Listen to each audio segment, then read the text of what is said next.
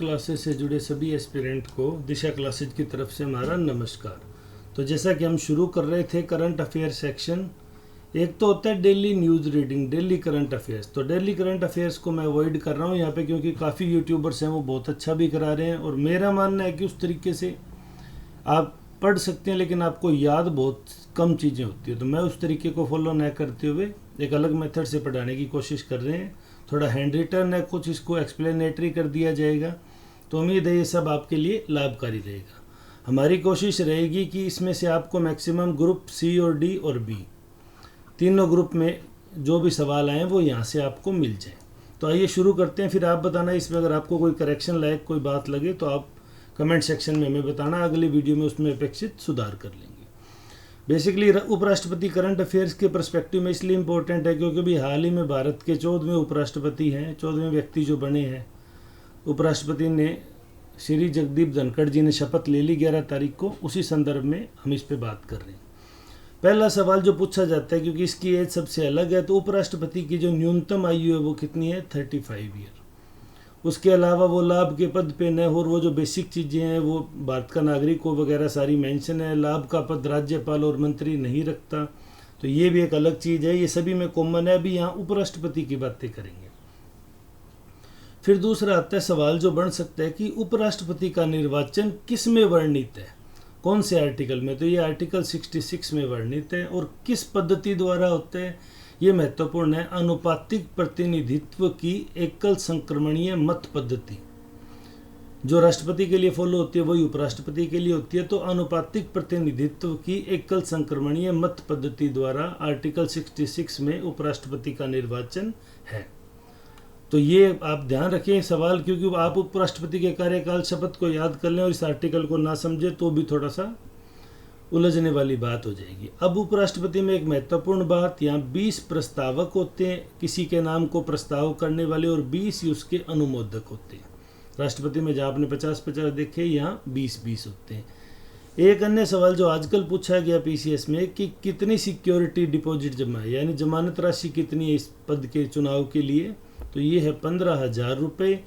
और उससे भी बड़ी बात, ये कहाँ जमा की जाती है? तो ये रिजर्व बैंक ऑफ इंडिया में। अब सवाल आ जाता है भाई, उपराष्ट्रपति पद के चुनाव में जो सिक्योरिटी डिपॉजिट है या जो जमानत राशि है वो निम्नलिखित में से कहाँ जमा की जाती है? राज्यसभा में, चुनाव आयोग में, आरबीआई में, और या किसी अन्य बैंक के नाम से? तो इसके राइट ऑप्शन है आरबीआई। ये आप ध्यान रखें, ये गलत हो जाता है कई बार, हम वहाँ जल्दबाजी में इसे नहीं पढ़ा हो तो गैस नहीं कर पाते।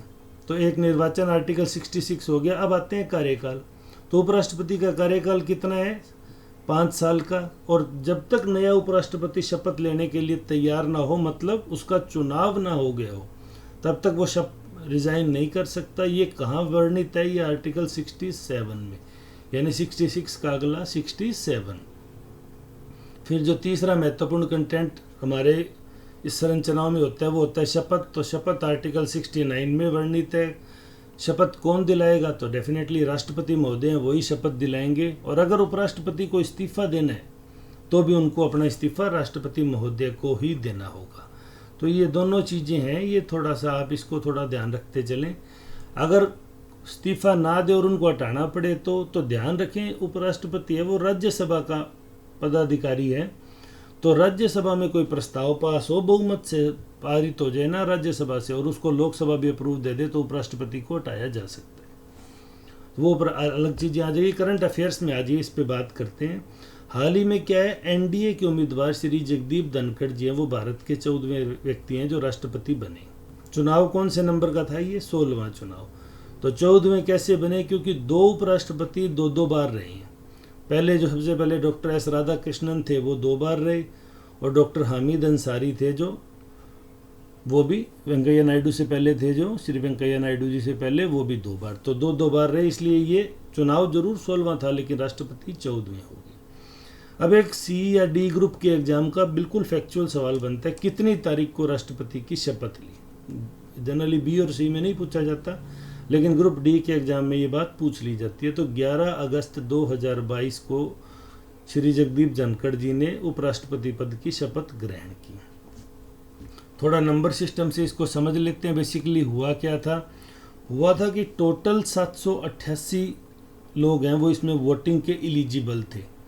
कौन कौन? 543 व्यक्ति लोकसभा, 233 व्यक्ति राज्यसभा और 12 राज्यसभा के नॉमिनी। तो जो मनोनीत सदस्य थे वो इसमें वोट करते हैं। राष्ट्रपति में वो वोट नहीं करते। क्यों? क्योंकि उनका चुनाव ही जब राष्ट्रपति करता है तो वो वोटिंग की पावर उनको वहाँ नहीं है, लेकिन उपराष्ट्रपति में उनको वोटिंग की पावर है। तो इन तीनों को डिजिट को आप जोड़ते हैं तो ये बनता है 788। तो अब सवाल, उपराष्ट्रपति में कुल कितने व्यक्ति वोट देने के लायक एलिजिबल थे? तो 788। लेकिन जब ये चुनाव हुआ श्री जगदीप धनखड़ जी का तो 780 व्यक्ति ही वोट देने के पात्र थे। क्यों? क्योंकि दोनों सदनों में मिला के और मनोनीत में मिला के 8 पोस्ट हैं वो वैकेंट चल रही हैं। जब उन पे कोई व्यक्ति ही नहीं है तो वो कैसे वोट डालेगा? तो 8 वैकेंट होने की वजह से इस बार पात्र कितने थे? 780। लेकिन 780 के 780 ने वोटिंग नहीं की। वोटिंग कितनों ने की है? वोटिंग की है 725 ने। तो रिमेनिंग 55 जो दोनों सदनों के सदस्य वो क्या रहा? तो वो एब्सेंट रहे। किसी भी कारण से रह सकते हैं, हो सकता है एक तरह से अपनी अनुपस्थिति दर्ज कराई हो या किसी कारण से या स्वास्थ्य कारण से, सभी संभावनाएं हैं। तो सवाल बनता है कितने लोग एब्सेंट रहे? तो 55 व्यक्ति एब्सेंट रहे। वोट रद्द कितने हुए? गलत मोहर लगने की वजह से या जिस भी कारण की वजह से, तो 15 वोट है उनको अवैध मत घोषित कर दिया गया। 2 पे मोहर लगा दी, कुछ भी गलती हुई हो। अब उसमें ज़्यादा डीप में ना जाए, आप डिजिट नंबर्स को याद रखें क्योंकि ग्रुप सी और डी में नंबर्स का बड़ा इंपॉर्टेंस होता है। यानी अब वोट गिने कितने गए फिर? 710। 725 लोगों ने वोट किया, 15 रद्द हो गए तो 710 गिने गए। ये अच्छी बात है। अब जगदीप धनखड़ जी को 710 में से कितने मिले? इनको 528 मिले, यानी लास्ट 6 वाइस प्रेसिडेंट में हाईएस्ट वोटिंग है ये। और इनके सामने विपक्षी उम्मीदवार कौन थी? यूपीए की श्रीमती मार्गरेट अलवा जी थे, तो उनको कितना मिले? मात्र 182। यानी ये विपक्ष की फूट दिखाती है कि अभी भी विपक्ष है वो लामबंद नहीं हो रहा है सत्ता पक्ष के खिलाफ। तो 528 वोट मिले जगदीप धनखड़ जी को, जो लगभग में 74% है, और मार्गरेट अलवा जी को लगभग 26% वोट मिले। 2 बात ये होगी। अब एक सवाल है जो आजकल पूछा जाने लगा है कि मतदान अधिकारी कौन था जिसने ये पूरी इलेक्शन प्रोसेस करवाया? तो वो थे लोकसभा के महासचिव श्री उत्पल कुमार सिंह। राज्यसभा के महासचिव भी होते हैं, लेकिन वो यहाँ क्यों नहीं आए? क्योंकि उपराष्ट्रपति राज्यसभा के पदेन अधिकारी होते हैं, पदेन अध्यक्ष होते हैं, तो इसलिए उनको बाहर रख के लोकसभा महासचिव श्री उत्पल कुमार सिंह जी को इलेक्शन में रखा गया।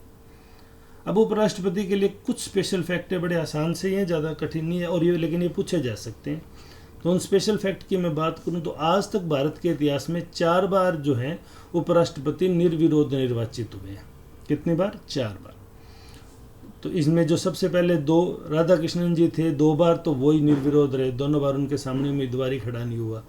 एक बार मोहम्मद हिदायतुल्लाह जी थे, वो निर्विरोध निर्वाचित हुए, और एक बार जो हमारे शंकर दयाल शर्मा जी थे वो एक बार वो हुए।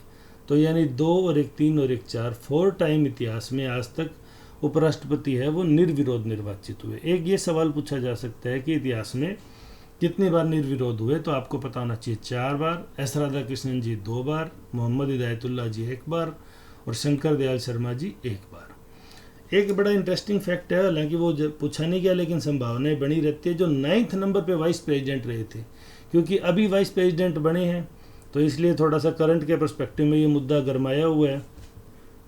तो 9th वाइस प्रेसिडेंट थे हमारे डॉक्टर श्री KR नारायणन जी, उनको मिले थे 700 वोट, और उनके सामने विपक्षी उम्मीदवार थे श्री काका जोगिंदर सिंह जी, उनको मात्र 1 सिंगल वोट मिला था और कुल 701 वोट थे। जैसे इस बार 780 थे ना, उस बार 701 वोट गिरे थे, उनमें से 700 मिले KR नारायणन जी को और काका जोगिंदर जी को 1। अब सोचो 20 तो अनुमोदक और 20 प्रस्तावक, 40 तो लोग वो थे जिन्होंने इनको आगे किया भी आप चुनाव तो लड़ो, और जब वोट देने की बारी आई तो सिर्फ 1 ही वोट मिला था। तो ये थोड़ा इंटरेस्टिंग सा हो जाता है। तो इसलिए अब ये उपराष्ट्रपति का ये फैक्ट है, ये आपको आगामी 5 साल तक काम आएंगे, क्योंकि अब अगला उपराष्ट्रपति चुनाव 17वें नंबर का होगा 2027 में, तब तक उपराष्ट्रपति के ये चुनाव काम आएंगे। तो इसलिए मैंने इसको एक अलग टॉपिक के रूप में पढ़ा है। तो उम्मीद है आपके काफ़ी डाउट इसमें दूर भी हुए होंगे, काफ़ी आपको नई चीज़ें भी पता चली होगी। फिर भी अगर आपकी कोई क्वेरीज है तो आप कमेंट सेक्शन में पूछ सकते हैं, हम आपको बताने की कोशिश करेंगे। तो ये जो पैटर्न है इसमें क्या इंडिविजुअल टॉपिक वाइज टॉपिक कराया जाएगा, करंट अफेयर्स अखबार की रीडिंग नहीं करवाई जाएगी, कि आज अखबार में ये 10 खबरें थी, आप इनको याद कर लो। वो एक अलग मेथड से अगर ज़रूरत समझी बच्चों का निवेदन रहा तो बार बार करेंगे तो देखेंगे। मैं इसको इसलिए कहता हूँ क्योंकि इससे आप लंबी समय तक अपनी मेमोरी में रख सकते हैं और ये पेज है ये आपको रिवीजन के लिए भी बहुत काम आएगा। तो वीडियो में अंत तक जुड़े रहने के लिए धन्यवाद। आपका दिन शुभ हो।